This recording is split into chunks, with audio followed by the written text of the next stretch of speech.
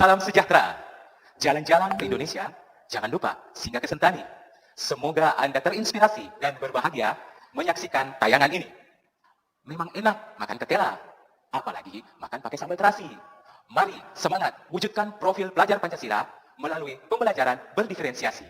Pada saat yang berbahagia ini, perkenankanlah saya, James Jeffrey Sahilatua SE, Kepala SMA Kristen Raja Wali Sentani, Kabupaten Jayapura, Provinsi Papua, untuk berbagi praktik baik yang sedang saya kerjakan dalam rangka mewujudkan kepemimpinan dalam pembelajaran berdiferensiasi pada sekolah kami.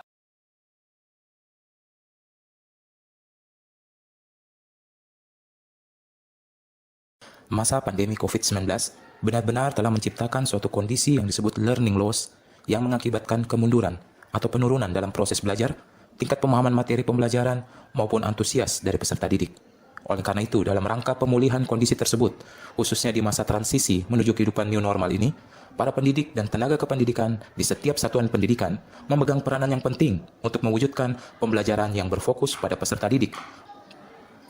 Kondisi nyata yang terjadi khusus di bagian ujung timur Nusantara, wilayah tanah Papua, yang dikenal memiliki banyak keterbatasan sumber daya untuk meningkatkan kualitas pendidikan bagi peserta didik inilah menjadi hal yang sangat penting untuk ditampilkan sehingga dapat menjadi inspirasi bagi para pegiat pendidikan di tanah Papua maupun bagi daerah lainnya yang juga memiliki keterbatasan, bahkan juga untuk daerah-daerah lain yang sudah lebih maju kualitas pendidikannya agar dapat tetap semakin terpacu untuk lebih lagi memberikan karya terbaiknya bagi generasi penerus bangsa dan negara di masa yang akan datang.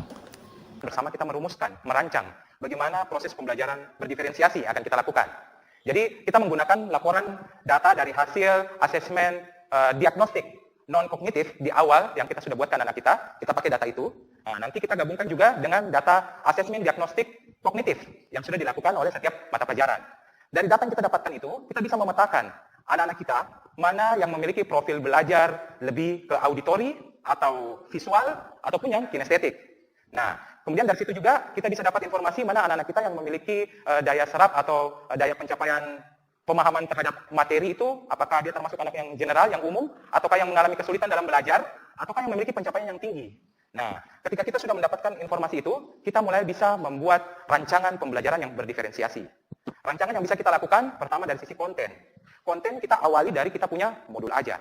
Di modul ajar, sebaiknya sudah dipilah di target peserta didik. Di setiap kita punya modul, kita berbicara pembelajaran diferensiasi pada kurikulum Merdeka untuk anak-anak kelas 10 di fase E. Jadi di modul ajar, nanti di sisi target peserta didik, di situ sudah dicantumkan peserta didik yang umum, yang memiliki kesulitan belajar, ataupun yang memiliki pencapaian yang tinggi.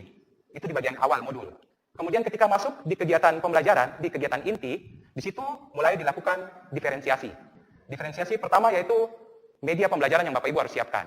Jadi misalkan untuk anak-anak yang lebih cenderung ke auditori, Bapak Ibu bisa siapkan podcast atau MP3 suara, mereka bisa dengar.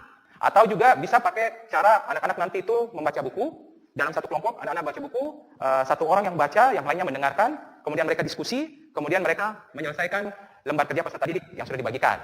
Nah, itu untuk auditori. Nah, untuk yang visual bisa dipersiapkan, Bapak Ibu persiapkan memang link YouTube, kemudian dibagikan kepada mereka untuk mereka nonton. Ketika mereka nonton, mereka diskusi, lalu mereka menjawab soal yang ada di LKPD. Nah, bagi mereka yang kinestetik, Bapak Ibu siapkan perangkat pembelajaran khusus media Praga, jadi istilahnya apa? Gallery wall. Jadi nanti ada ditempel di tembok, kemudian ada potongan-potongan informasi yang dibagikan dalam kelompok, mereka kemudian diskusi dan mereka bergerak menempelkan. Ya, jadi dari aktivitas itu mereka bisa berdiskusi dan mereka juga bisa menjawab pertanyaan. Nah, itu diferensiasi yang sudah dilakukan dalam hal persiapan modul, persiapan perangkat. Kemudian diferensiasi proses dilakukan ketika di saat pembelajaran sudah dibagi dalam kelompok-kelompok. Nah, Bapak Ibu guru memantau anak-anak berdasarkan kelompok yang sudah dibagi. Nah, kemudian silakan lakukan asesmen. Jadi ketika mereka sedang beraktivitas dalam kelompok, Bapak Ibu guru menyiapkan asesmen sambil menilai mereka. Nah, jadi tetap jalan mengamati, tetap memberikan informasi tambahan-tambahan kepada mereka. Dan tetap memacu mereka untuk lebih mandiri. Ada semangat, ada antusias untuk belajar. Kemudian nanti di akhir bisa dilakukan asesmen formatif, untuk dapat melihat bagaimana tingkat pemahaman atau daya serap peserta didik. Sebelum masuk ke asesmen formatif, ada satu hal yang harus dilakukan, yaitu mereka harus mempresentasikan hasil kerja kelompok mereka. Nah, berarti ini diferensiasi produk. Diferensiasi produk bisa dilakukan dengan berbagai cara, berarti produk akhirnya apa? Bagi anak-anak yang memiliki kemampuan atau minat di bidang visual, Mungkin mereka ada yang punya kemampuan untuk buat infografis atau buat video singkat. Nah, bisa mereka dari kelompok mereka ada yang satu orang yang buat. Jadi produk akhirnya tidak hanya berupa mungkin membaca saja hasil diskusi mereka, tapi bisa juga berbentuk produk. Jadi produknya infografis, nanti bisa ditampilkan di depan, infografis yang mereka buat. Atau video singkat yang mereka bisa bikin, nah, terserah, bisa menggunakan banyak aplikasi sekarang. Nah, kemudian yang lainnya bisa berbentuk presentasi, kalau ada yang bisa PowerPoint, ya bisa. Atau ada yang cuma menulis, tidak apa-apa. Jadi dalam produknya terbagi-bagi. Nah, kemudian yang terakhir, setelah melakukan asesmen formatif, diketahui mana anak-anak yang memiliki tingkat atau daya serap yang normal, yang mengalami kesulitan belajar, dan yang pencapaian tinggi. Nah, untuk diferensiasi bagi anak-anak ini, yang memiliki kesulitan belajar, berarti harus dikasih remedial. Diberikan lagi materi khusus untuk dia bisa memahami kembali. Nah, sedangkan yang memiliki pencapaian tinggi, berarti yang tingkat HOTS-nya tinggi, nah itu bisa diberikan pengayaan, lebih lagi ditambahkan, supaya mereka merasa tertantang dalam belajar. Ya, baik itu saja Bapak Ibu Guru. Nanti selanjutnya kita akan bahas bagaimana melakukan simulasi. Jadi bagi Bapak Ibu Guru yang sudah siap dengan materinya, nanti kita akan melakukan simulasi khusus, supaya nanti ketika berhadapan dengan anak-anak sudah siap untuk melaksanakan pembelajaran berdiferensiasi. Kemudian konten dalam hal ini berarti materi yang akan Ibu Bella bawakan untuk anak-anak yang lebih cenderung ke auditori, berarti nanti bisa diberikan mereka rekaman MP3, podcast, atau ada salah seorang dari mereka yang membaca literasi, yang lain mendengarkan. Setelah itu baru mereka melakukan diskusi dan menjawab. Ya, lembar kerjanya sudah ada di sini, lembar kerja semua sama. Yang membedakan saat mereka menggunakan kontennya, materinya, materi belajarnya saja yang berbeda. Ya, untuk Pak Guru, karena Pak Guru akan mempraktekkan bagaimana diferensiasi proses. Jadi di modul ajarnya Pak Guru, nanti saat di bagian kegiatan inti, di kegiatan itu nanti Pak Guru membagi anak-anak ke dalam 3 kelompok. Kelompok itu yang didasarkan pada profil belajar mereka.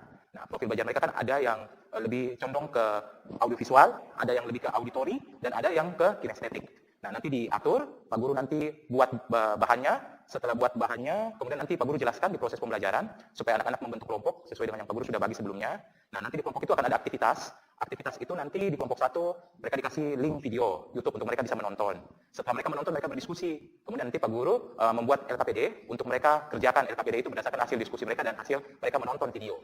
Sedangkan di kelompok kedua, nanti Pak Guru bisa tugaskan mereka untuk membaca literasi yang sudah ada. Nah, satu orang mungkin yang membaca, yang lain menyimak, kemudian mereka berdiskusi dan menjawab di LKPD.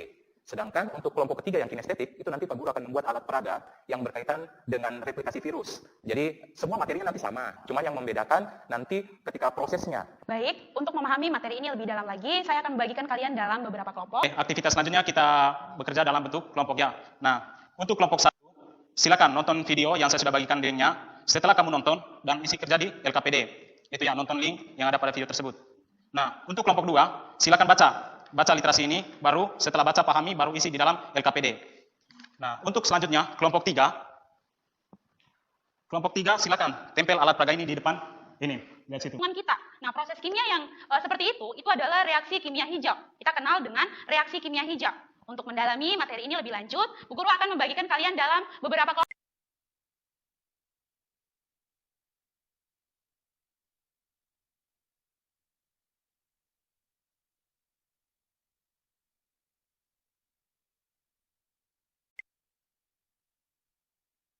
Perkenalkan, nama saya Maria Magdalena Bella, SPD. Saya salah seorang guru dari SMA Kristen Raja Wali. Saya mengampu mata pelajaran IPA. Di sini saya sangat bersyukur mendapatkan pendampingan khusus dari kepala sekolah dalam penerapan proses pembelajaran diferensiasi, khususnya pembelajaran diferensiasi konten dalam subpokok bahasan, pengertian dan pentingnya kimia hijau. Perkenalkan, nama saya Hendrik Selentar, saya mengampu mata pelajaran IPA. Saya merasa bersyukur bisa mendapatkan pendampingan dari kepala sekolah untuk menerapkan pembelajaran diferensiasi proses di dalam kelas, yaitu tema dengan pembahasan replikasi virus. Perkenalkan, nama saya Marita Triseka Geres. Saya merasa senang bisa mengikuti pembelajaran diferensiasi karena membuat kita menjadi lebih semangat untuk menjadi lebih mengerti dan tidak membosankan. Perkenalkan, nama saya Yunus Leonardo. Saya merasa senang bisa mengikuti pembelajaran diferensiasi karena bisa membuat kita menjadi mandiri, bernalar kritis, dan bekerja sama dengan tim dan kelompok untuk mengerjakan soal. Demikianlah praktik baik yang dapat saya bagikan pada saat ini untuk para sahabat kepala sekolah dan seluruh pendidik. Biarlah apa yang saya bagikan boleh bermanfaat dan membawa berkah bagi kita dalam kita melaksanakan tugas dan tanggung jawab kita bersama. Memang enak minum jus alpukat, apalagi ditambah dengan perasan buah limau. Wahai pembelajar sepanjang hayat, tetaplah semangat. Tuhan memberkati engkau. Salam dan bahagia.